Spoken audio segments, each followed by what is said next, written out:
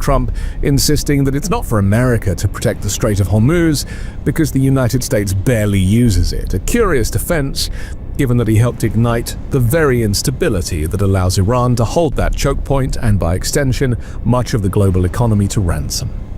Trump told The Telegraph that he is strongly considering pulling the United States out of NATO after it failed to join his war on Iran. He labeled the alliance a paper tiger and said removing America from the defense treaty was now beyond reconsideration. Trump will... Did you just hear? Thought a sitting president threatens NATO because allies would not join his war? That is not strength. That is a meltdown with global consequences. Here is the part that matters. Reuters reported Trump said he was strongly considering leaving NATO. Reuters also reported several allies refused his request to send ships. So, this is not some media rumor. This is an evidence-backed crisis inside the Western alliance. And by the end of this video, you will understand why. This is not about allies abandoning America. It is about Trump trying to turn NATO into his personal backup force. When that failed, he lashed out. And if you think that only affects Europe, think again. The Strait of Hormuz touches oil, gas, prices, pensions, and markets. That means this chaos can hit every American home. What you just watched is not normal diplomacy. It is pressure politics dressed up as leadership. This is precisely why the international community would be wise to follow Spain in holding the line against joining what looks increasingly like Trump's personal war.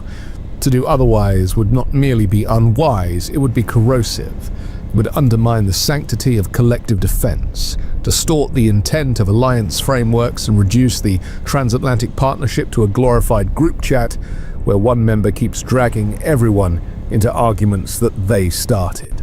The whole world sees Trump as a naked emperor, utterly convinced that his nudity is the finest. Watched is not normal diplomacy. It is pressure politics dressed up as leadership.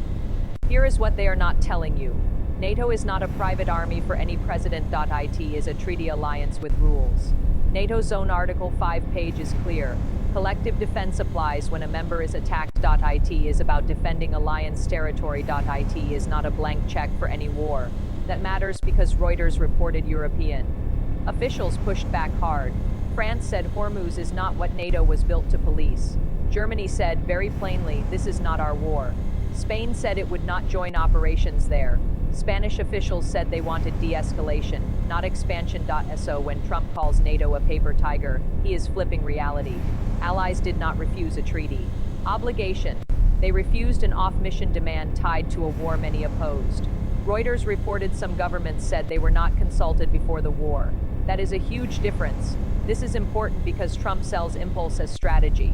He treats alliance structures like personal leverage. Support me now or I punish you later. That is not alliance leadership, that is extortion politics. What this actually means for you is simple. If alliances crack, America stands more isolated. If markets panic, your costs go up. If presidents start redefining treaties on the fly, the Constitution weakens too. And one more thing. The moment a president expects NATO to follow him, anywhere, no questions asked, democracy starts shrinking. Because then law means less than loyalty, and loyalty to one man is not the American system. Look at this map closely. This is why the Strait of Hormuz matters so much. Reuters reports more than 20 million barrels moved through this choke point daily last year. Another Reuters graphic says around 1/5 of the world's oil and LNG passes through it. So when Trump shrugs and says others need it more, that misses the point. Global energy shocks do not stay overseas. They hit American gas stations, they hit grocery prices, they hit shipping costs, they hit retirement accounts. This is what reckless escalation looks like in real life. One narrow waterway, one unstable conflict, and millions of Americans paying the price. Take responsibility for anything, even when the entire world is watching, even when his previous statements are preserved in high definition and replayed ad nauseum. It's as if evidence is a quaint relic, like a rotary phone or a sense of shame. What he says is true in the moment he says it, and false in the moment it becomes inconvenient. Yesterday's position is not revised, it's erased. Today's contradiction is not acknowledged, it is proclaimed. And so it goes on I believe this is the most dangerous part. Not just the war talk, the erasing of accountability. Because once facts become optional, every guardrail gets weaker. And in this case, the biggest guardrail is Congress.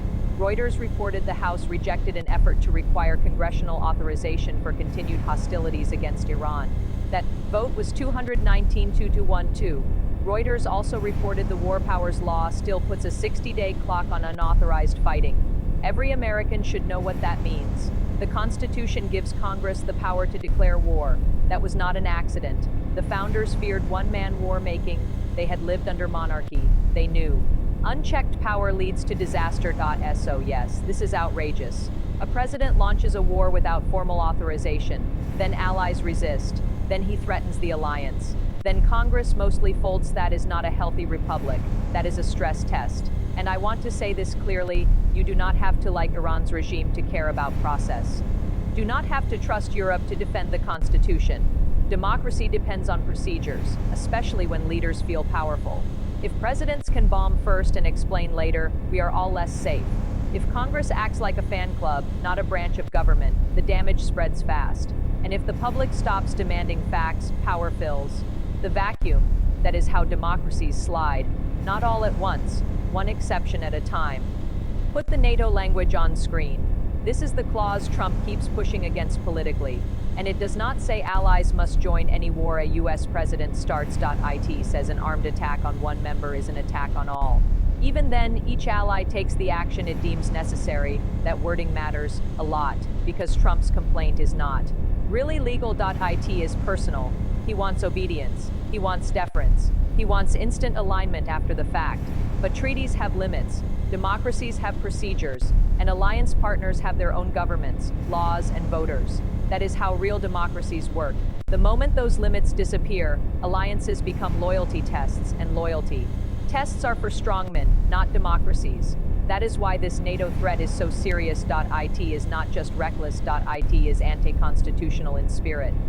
What a sorry state of affairs when American exceptionalism comes at this price, when one man's ignorance, ego, and narcissism are sufficient to destabilize entire regions, when empathy is so absent that civilian casualties are shrugged off, inconvenient truths are dismissed as fiction, and reality itself is treated as negotiable. America deserves better than a king of corruption whose grift is as subtle as a sunrise. The notion that declining a presidential salary somehow offsets the quiet siphoning of influence and resources is not just implausible, it's insulting. Here is the bottom line. This story is bigger than one ugly headline. We learned Trump threatened NATO after allies refused to join his Iran war push.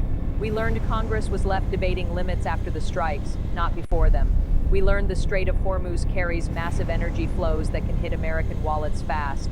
And we learned NATO is a treaty alliance, not a presidential prop. My opinion is simple. A democracy cannot stay healthy when law becomes optional. It cannot stay safe when alliances become extortion tools. And it cannot stay free when war is treated like a branding exercise. America deserves steady leadership. America deserves constitutional restraint. America deserves truth before escalation, not after it. This is not just about Trump. It is about whether facts still matter. It is about whether Congress still matters. It is about whether alliances are built on trust or fear. Because when one man tries to dominate every institution gets smaller. Congress gets smaller. NATO gets smaller. Truth gets smaller. And regular Americans pay the bill. So do not look away. Do not normalize this. Stay informed, stay loud, and keep demanding evidence, accountability, and democracy that still works. Because if citizens stop insisting on limits, power never limits itself. If this video opened your eyes, hit that subscribe button right now, because this story is just getting started and I cover it every single day. Don't miss what's coming next.